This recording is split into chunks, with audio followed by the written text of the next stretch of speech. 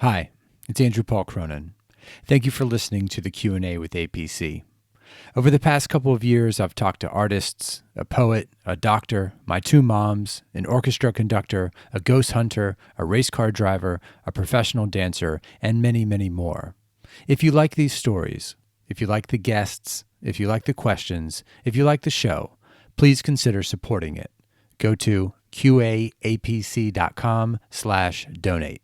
Thanks. But I was always sort of curious about Cronin. I thought he was some sort of wizard. I thought he was older than he was. I thought a lot of things, and then he comes, he's like, he's just this guy. But he does the full spectrum. He lives down the street. So here's Cronin.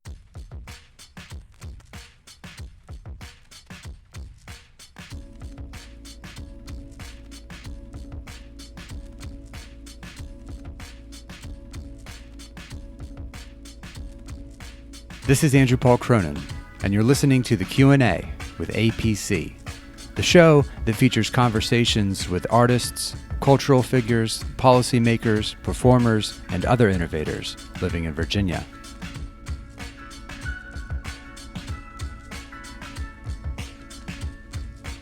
Episode 38, Thom White.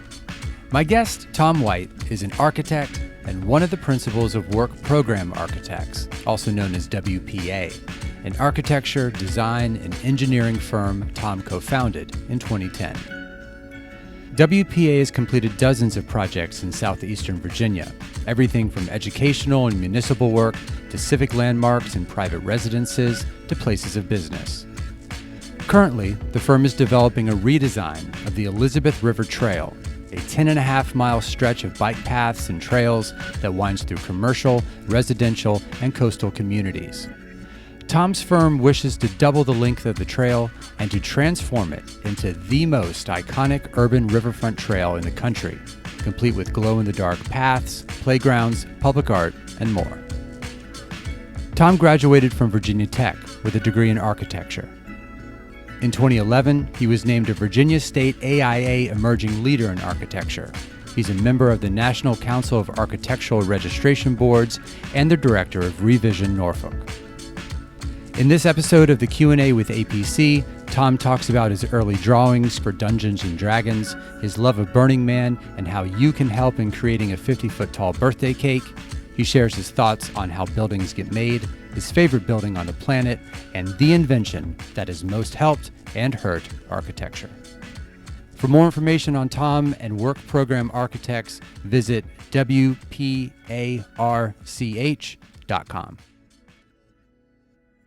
Thom White, thanks so much for coming on the show. Thanks for having me. According to the EPA, Americans spend 90% of their time indoors, which means we spend 90% of our time surrounded by architecture. That's a lot of responsibility for you. How do you feel about that statistic? Oh, well, I wouldn't dispute it. We have to have shelter and places that accommodate our vocations and activities. But I guess the definition of what architecture is always a question on how well something accommodates its function or the use. Is that something you thought about growing up? So when did it first take hold for you? Like, was it something that you came to on your own, or was there a family background in it? If you ask my mom, it was something that I said I wanted to do really early on. I don't know how I came to it as a decision of something to pursue. I think it was a natural. I sort of tended to want to do it. I had a lot of interest, so architecture to me folds in pretty much anything you could be interested in because there has to be a place for everything. So, you mean like I'm interested in basketball, so there's architecture in basketball in terms of the sphere and the height of the rim, things like that. Everything.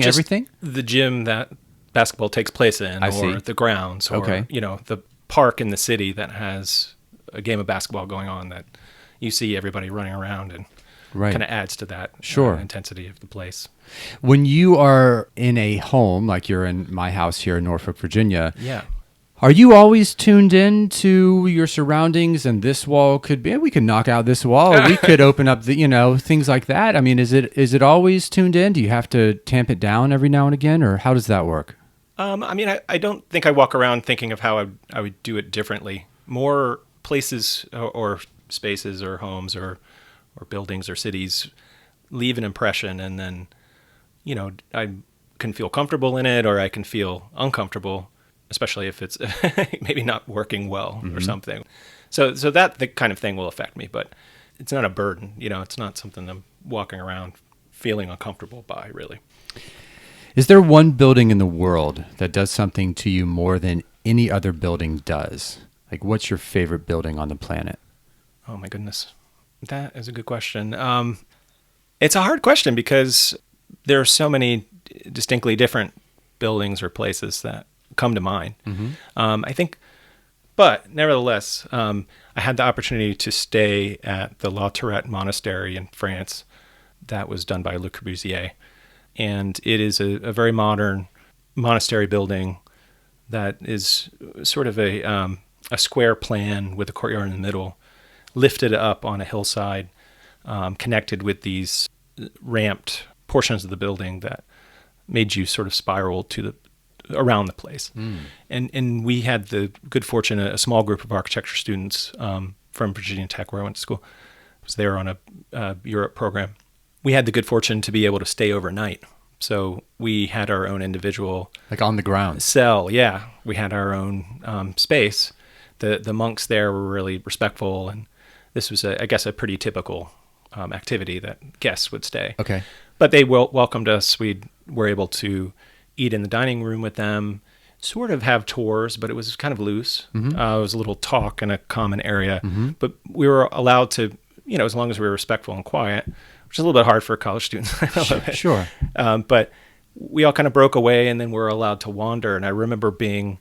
have your own time with it. Yeah. And so I had time and space in one of these small cells that was very, very deliberately thought out, with just enough room for the bed and a little table for study.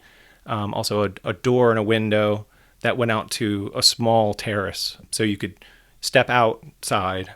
It was still private from the unit next door, but then you just had this glorious view of this slope and mist and vineyards and, Right. It was just gorgeous. Yeah. Simple. Yeah. Sure. Reduced. Everything Stone. very reduced. Well, it was concrete. Formed concrete. When was it made? 30s or 40s. 1930s, 40s. Okay. Yes. What was the first thing you drew or designed growing up that would fall into the category of architecture? Maps for games. If I think back, this would have been end of elementary school. Dungeons and Dragons was out there, and some people in the neighborhood did it down the street. They would get together and go on adventures, and that was exciting because it was storytelling, and there was some risk involved. Your character could get hurt or whatever. But I was fascinated with the leader, the dungeon master, if you will. Use the term right. Yeah, because they had the maps and they could draw out the dungeon and you would go through that. Sure. And so that, for the little bit that we'd engaged with that, with friends away from that more formal kind of organized group, like I was the dungeon master, I would draw the maps and then I would take people on an adventure. And that was fun because it could change on the fly, and you were having to use a little bit of layering with some graph paper or trace paper because there were different levels. And so, that might have been one way of engaging. And then, I built some models and played with Legos and that kind of thing. All right, Tom, take us through the decades in terms of what each decade has come to be known in terms of design. So 40s, 50s, 60s, 70s, so on and so forth. I mean, is that something that's possible to kind of reduce? Architecture is really slow.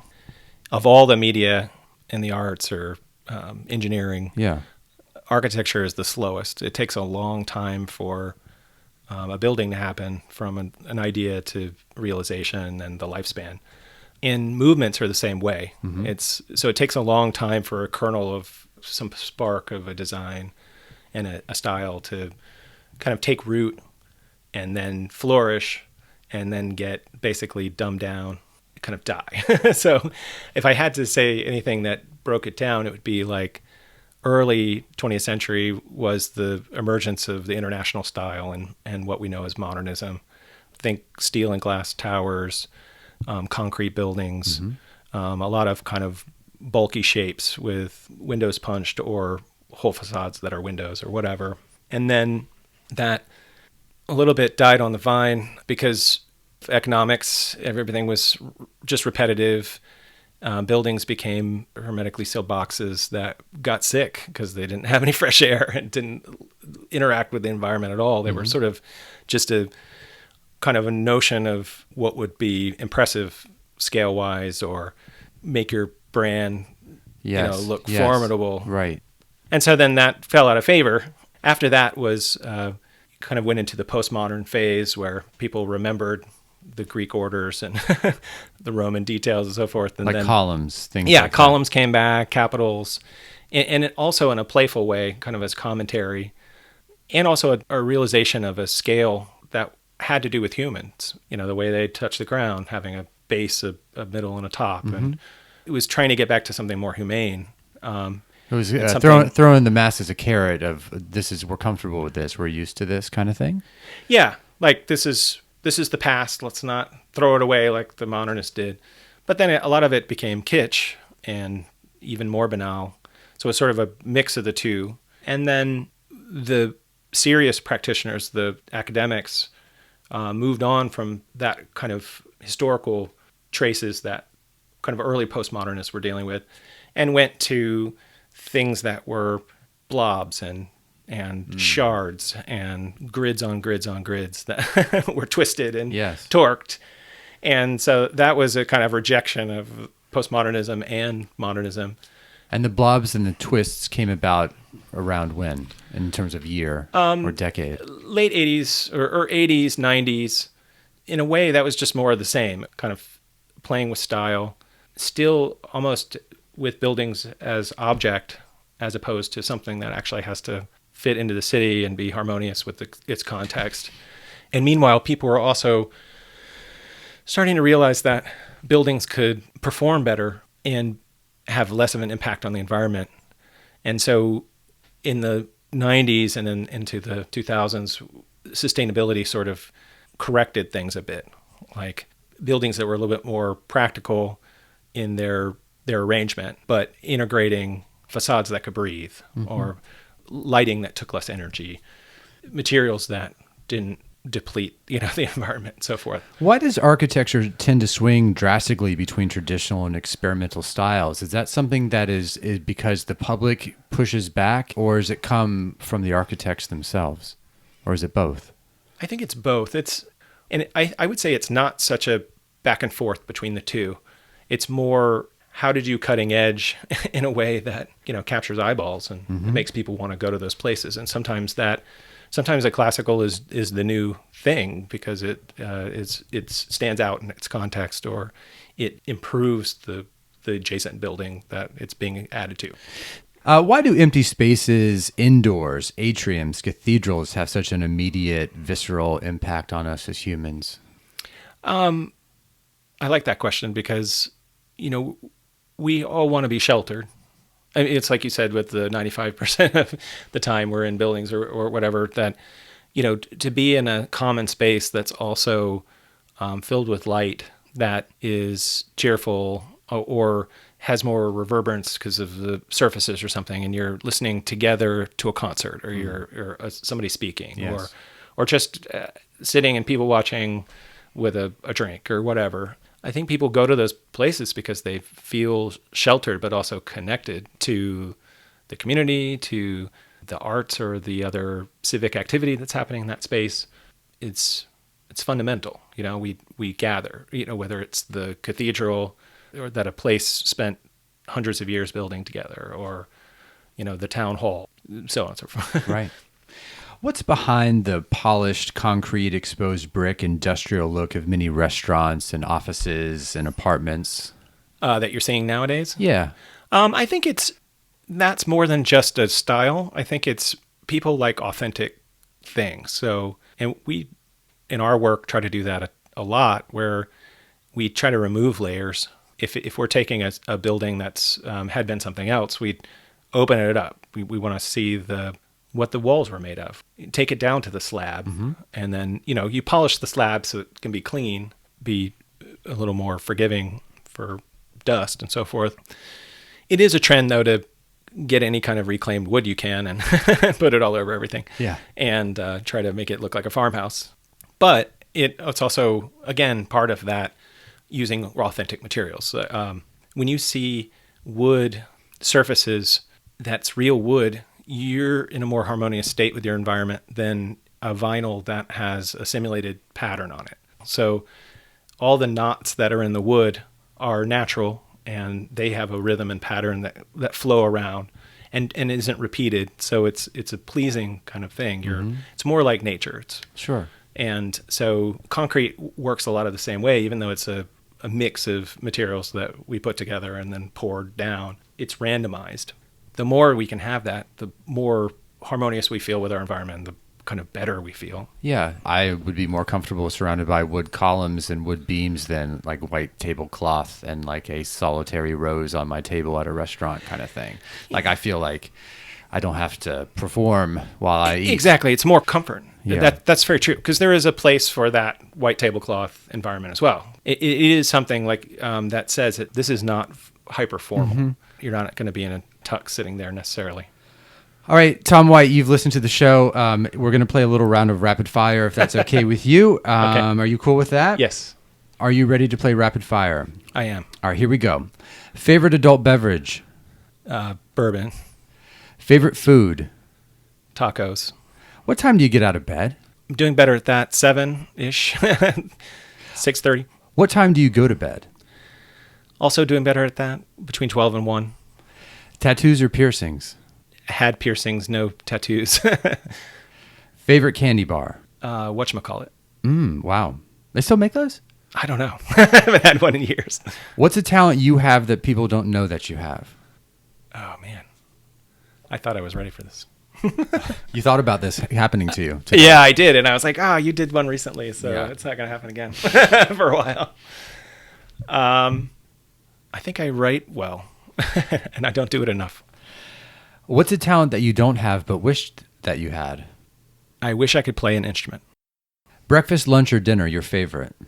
I think I'm most fond of lunch. The greatest movie of all time is?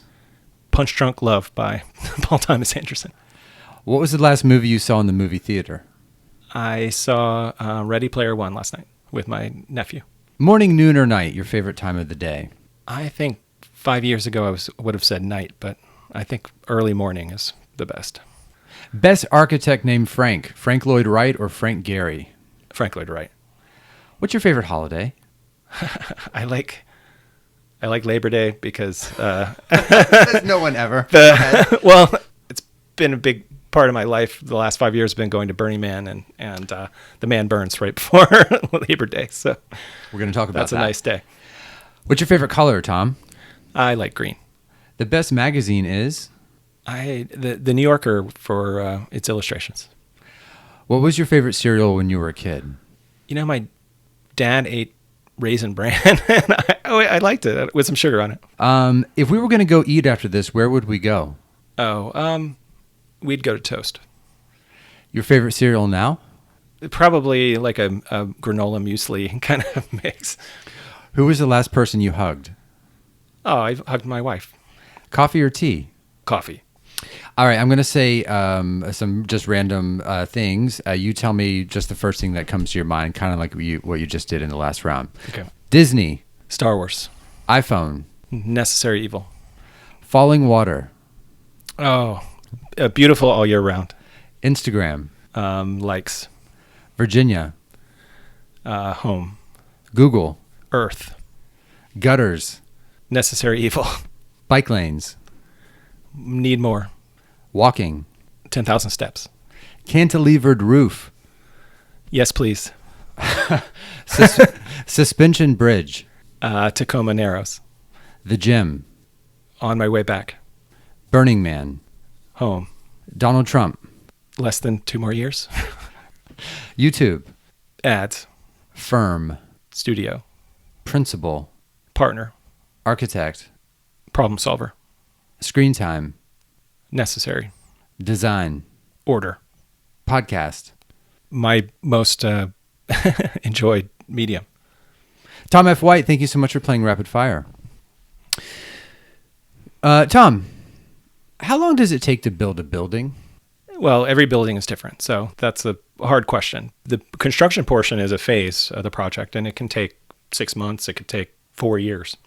What's the shortest amount of time a building could take in your experience as an architect? I mean, you're talking about a building from scratch. From scratch, from like we sign the contract together, and then you head back, and then we're cutting the ribbon. About a year and a half is probably for a building that's from scratch. Renovations can be quicker depending on what you're doing. So let's walk through this process for a bit. Let's pretend that you're going to build me a building. What are the steps from when we shake on the deal to the ribbon cutting? Well, there's actually a lot of legwork before we shake on the deal. Okay, let's talk about that. Yeah, I mean, a lot of times it'll come from either a request for proposal is put out there in the world that they need a design team to design a building, and then then we go through assembling the team, putting together the proposal, hopefully getting the interview, spending a lot of time often for the interview, doing some pre-design and a lot of research on what that project might contain in it. Basically a lot of negotiation. And then, if we get to the point where we sign or shake hands or sign a contract, then we go into a rigorous schematic design phase where we're doing sketching, we're interviewing everybody on staff or with the homeowner. And then we go into what's called design development, where we add a lot of detail, getting sign-in from all the powers that be. So then once that happens, to the actual construction documents, where we build a three-dimensional version of the building in the computer and work with our consultants to integrate their structure, their equipment, and put it on a site in the computer, and then make the sheets that a contractor can take and price. And then often we are involved in the bidding phase where contractors are bidding, or a contractor that we're already working on is refining their price. And then we go to construction, and then we serve as the owner's advocate. We'll answer questions that come in from the contractor. We'll go to the site regularly and observe. And then when the building is done, we remain involved if questions happen as the building is used and performs. Building things is terrifying. It's expensive. It takes a long time, and it's complicated, which is why cities and mayors and governments are oftentimes afraid of change. If this is the case, and I'm assuming for the most part that is the case, how does anything architecturally get off the ground? Because it's needed. We need to have buildings to do things, and everything has a lifespan. So a lot of what we do is adaptive reuse or renovation work. And it's also part of a healthy place. To see a new structure go up, there's a lot of pride that goes into that.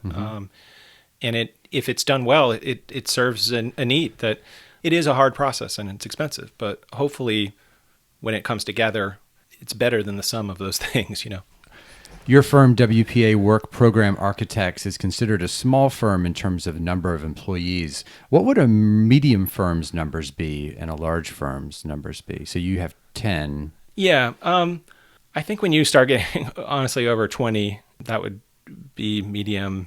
I think that there's actually a standard for this in the AIA documents. But so I would think of a medium firm being 20 to 30 or 40, but anything above that being a large firm.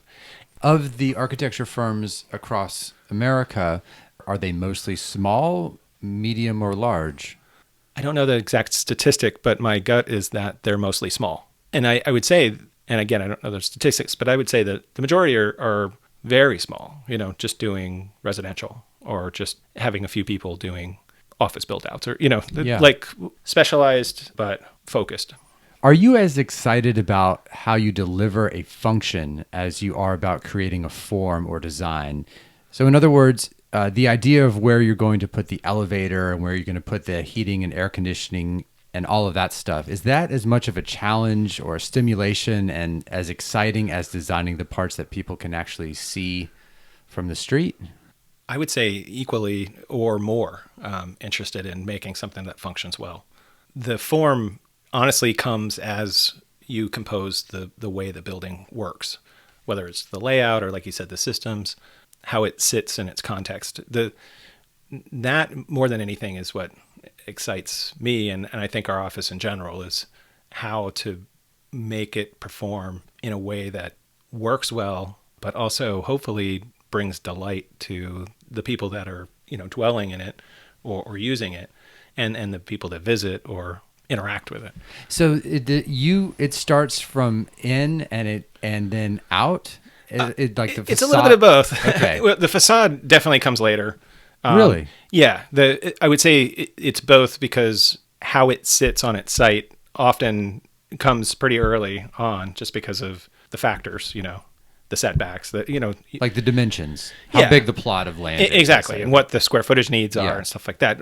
We normally start with a program, which is a list of what needs the client has. Some of that is must-haves, and some of that's aspirational, and some of that is, if we can afford it kind of things, But that's what most of the time we start with. But mostly it starts with the guts. This is what we need, and we need to make it work. And that's our job. We solve that problem. That's interesting. I guess my thinking was, I design some amazing looking thing on the outside, and then we figure out how to make it work internally. But that's not. I guess that makes more sense, and that's that's reassuring, I suppose. Yeah, we wouldn't be doing a good service if we let the outside control it, dictate it. When people are rattling off like the Starchitect kind of idea and like the stuff that really gets a lot of publicity, to me, and it's someone who's like a casual observer of architecture, it seems to me much more the facade, the outside is what gets the pomp and circumstance. I think we're living in a time when a lot of the Starchitects that there's variety, for sure, and the names that most people recognize are pretty flashy. But I would say a lot of them are a little bit more internal, or a little bit more about how they deal with the program in a novel way than even their facade.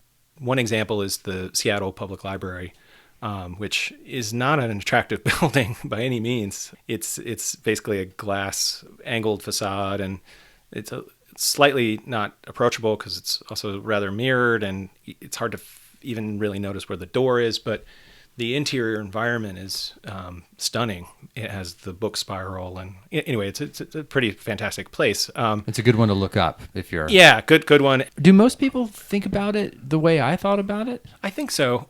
It's an appearance. It's just a quick question for you. Are there spaces that you can think of that are inside environments that struck you when you think back in your memory more than the facade?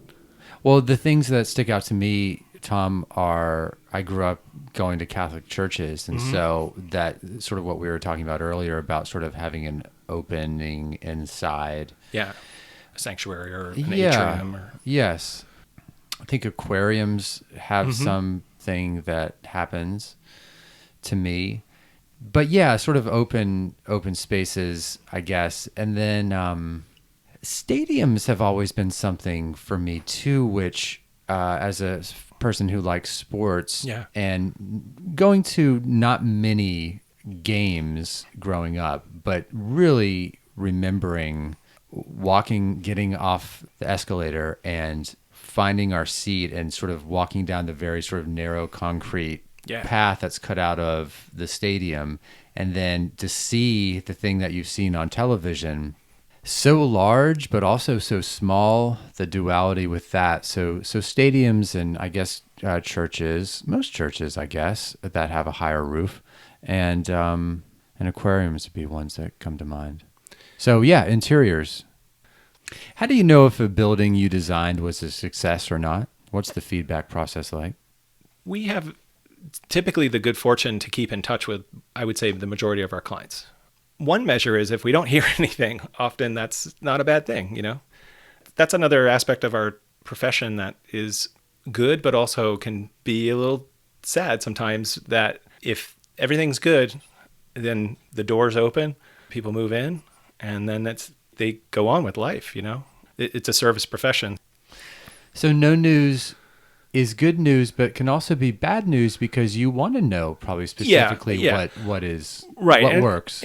We do try to interview clients to see what the experience was working with us, and how things are performing, and try to pay attention to that, because you're right, that's the best kind of data. Is you learn from what you've done. Tom, what has social media done for buildings and architecture and architects? And I suppose there's a safety net element to it as well, where a government or a city or an architecture firm could do a rendering of what, much like your firm has done and most firms do. We can show you what it could look like before we build it, and the public can weigh in with likes or dislikes or commentary, so that before the ground has been broken, in a way, it's already sort of part of the community. Yeah, that's true. And it's funny, I just went to a conference in Philadelphia for building museums, and the talk that had the biggest impact was on going through the public process and fundraising for buildings and getting all your ducks in a row to actually make a project happen. And one of the big points of debate was, at what point should you introduce renderings in the process? On the one hand, if you do it early, you can build excitement and people can rally around something. On the other hand, a lot of times those are done without the full bit of information. So some things can be overpromised. The ability to work in a photoreal way now is easy. I mean, I could make a model in a couple hours that, I could convince you it's doable, it's real, but that would not have anything to do with reality. And so our attitude is, it would be better to illustrate how that space is going to feel, or how it's going to be used, and what the activities are, kind of more than what the actual form is, because that is malleable. It's changing all the time. So those can be a little bit of a trap. Is there something about the permanence of architecture that appeals to you? Your design, your craft, your art is very, very permanent. I'd say permanence is a tricky thing, because nothing is permanent at all. It's more about it lasting, being resilient. It is very appealing to think about being able to shape an environment, both internal and externally, and making something through the design process that works for the user and for the community around it. I don't know, that's kind of a stumper of a question, because it has a lot of aspiration and it has a lot of expectation. But no, it would be great to make things that endure and outlive us, 50, 100 years or something. I mean, I live in a house that was built in 1895, and it's got its problems, and we both added to those problems and fixed those problems, but it's endured, and it's not a museum or a library or a monument or something, but right. It's a thing.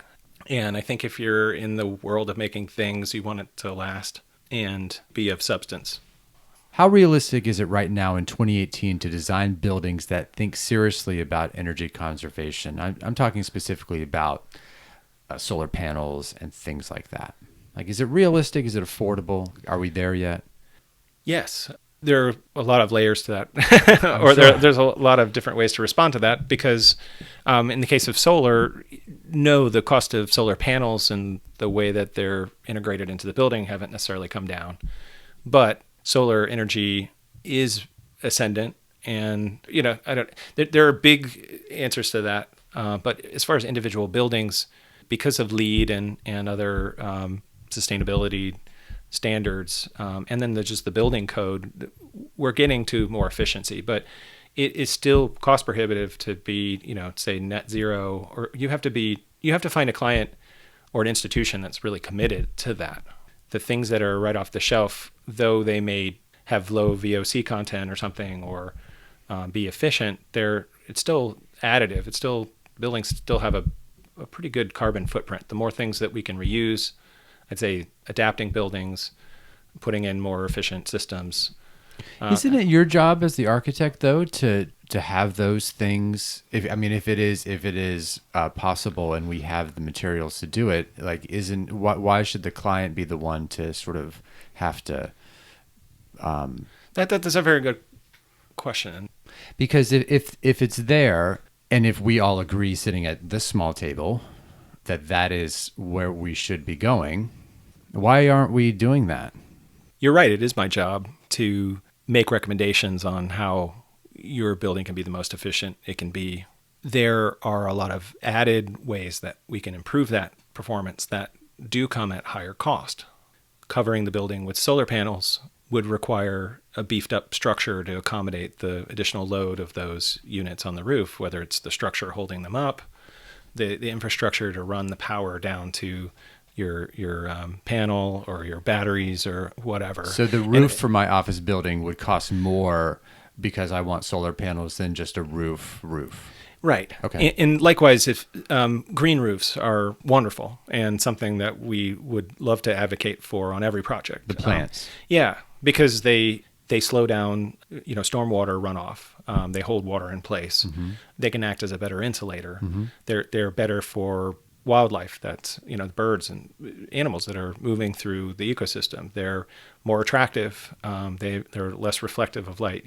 There's so many advantages to having a flat roof that's green, but it adds maintenance. It adds weight to the roof structure, considerable weight if you have a soil matrix, with all the waterproofing that has to happen to make sure your roof doesn't leak. Sure. So it's definitely an added bit of cost to use those systems, but we can save in other ways. We can make a smaller footprint. If you can decide you need less room to do the activities that you want on the inside, that can be traded off for a higher performing building envelope. So we are kind of to the point where it's not like if I was buying a car, I can choose do I want red interior or tan or black interior? Like if I was built in my fictitious building and you hand over the choices, I could choose the solar or whatever, and it's the expense doesn't necessarily come because the materials are more expensive. It's the fact that those ecologically friendly components make the construction to support those components more than more traditional energy sources. Often. Okay. And it's also convention is what the typical contractors know how to do. And the market certainly has more options for boilers, or domestic hot water heaters or whatever, than it does, say, battery packs, tied to solar. Unfortunately, you don't open up the catalog and say this or that still. Yeah. Okay. What's the greatest invention that has helped architecture, and what is the invention that has most hurt architecture? As far as inventions, we could have a whole conversation about air conditioning. Air conditioning has allowed us to live in places that we really shouldn't be, or be in the way that we are being. Like a house in Florida shouldn't look the same as a house in Virginia or in Maine, Yes. Or in Phoenix, shouldn't look the same as something on the coast. I mean, it's a shame that because of a very good invention that causes our environment to be comfortable to us, it has become just a standard that kind of monopolize the living. Yeah, I mean, it means that everything's a little bit cookie cutter, and I don't know. I could almost give that answer for both. Like, it's really helped architecture in that we can build facilities anywhere and control that environment inside, but it has also isolated us from the environment in a lot of ways by getting us a box that's sealed up that can be heated and cooled. So we are less in tune with trying to work with prevailing winds or think about the path of sun or the proximity of other structures to us. Thom, talk about your interest and relationship with Burning Man and explain to listeners who don't know what Burning Man is and what it means to you. Burning Man is a pop-up city in the desert. In what state? It's in Nevada. It's in the Black Rock Desert, which is about a couple hours outside of Reno, Nevada. My wife and I have been going the past 5 years, and then right now are in the middle of working on a big sculpture project. We're going to take a 50-foot tall birthday cake out there, install it, and then burn it down by the end of the week. We had our kickoff meeting yesterday to start the build process, and we are fundraising. We've got a GoFundMe that I like to plug. Please. If anybody's interested in helping us, it's www.gofundme.com/megacake. That's MEGACAKE. Basically, 70,000 people arrive in the desert and build a temporary city. People come out early and start establishing the infrastructure and build sculptures, build camps, build a lot of different things. And then the general public starts arriving on a Sunday, and then everything keeps building and kind of developing over the course of a week. So you come in Sunday, and then the following Saturday, they have a big sculpture of a man that is burned. And the whole city comes out and circles around the man while the fireworks display happens, and the man's burned down. And it's a celebration, not unlike New Year's Eve or something. And then party all night kind of thing. And then Sunday, either people start packing up camp, and then that evening they have a structure called the temple, which is a very solemn place where people through the week can make tributes to lost ones. And they burn that down. And then most people depart right after that, or they stick around a few days to help pack up other stuff, or they stay another month and really break it all down. So it's a leave no trace event. When it's done, you can't know that it happened there. It's just empty desert floor, no infrastructure, nothing, no trash on the ground. Everything's gone. What do you do during the day? Just visit? I mean, because it's not a concert necessarily, like Coachella or something like that. There's no music. There's it's whatever anybody brings. So there are DJs, world-class DJs. They're cycling all around the city, or these giant art cars that you can jump aboard and go ride out. What happens during the week is really what you feel like doing. A lot of its time is spent kind of in camp with your campmates, making food, just what you would do at any camp thing. Yeah. But then there are infinite number of what they call theme camps. So my group has a theme camp called Spice and Vice that has a tea tent, and we have people in our camp from the Middle East and from China, and then from the States, and from a little bit from Europe, and all around. And so we've got a tea tent that we call the Desert to Desert tent, that is a place where everybody can come together and kind of tell stories, invite people in to have some chai, hot or cold, in a place that's shady, get out of the heat because it's the middle of the desert and it can be 100 degrees. That's our gift. And each of the theme camps has some sort of version of that. How do you get a 50-foot tall birthday cake to Nevada? We're going to fabricate as many pieces as possible here, and then rent a truck and haul it out to Reno, grab our other gear, and then take it to Black Rock City and start putting it up. So we'll arrive about a week before the official gate opens. It'll be a tall structure that you'll be able to climb and get great views all around. It'll also be illuminated at night. We've got 12 candles on top that'll have LEDs. Why 12? One for each month. So it's 12-sided. Every single month is represented with a place for people to record their birthday, or leave gifts for their friend's birthday, or collect gifts themselves. So each of the side will represent a month. And then we've got a slide that will be a metaphor, pretty obvious one, for birth. And then we're going to have, hopefully, if all works out, a large, what they call a poofer. Basically, it's a candle that'll shoot flame out at the top of it. So that'll have an audio and a pretty awesome visual effect out there. Thom, thanks so much for your support of me and this program. Thanks so much for coming on the show. It means a lot to me. Oh, it's my pleasure. Thanks, Thom. Thank you.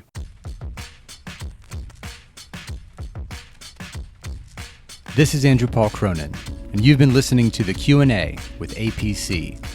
To hear archived episodes, visit QAAPC.com. For exclusive content, including upcoming shows, behind-the-scenes pictures, and more, follow the show on Instagram, Facebook, and Twitter at QAAPC.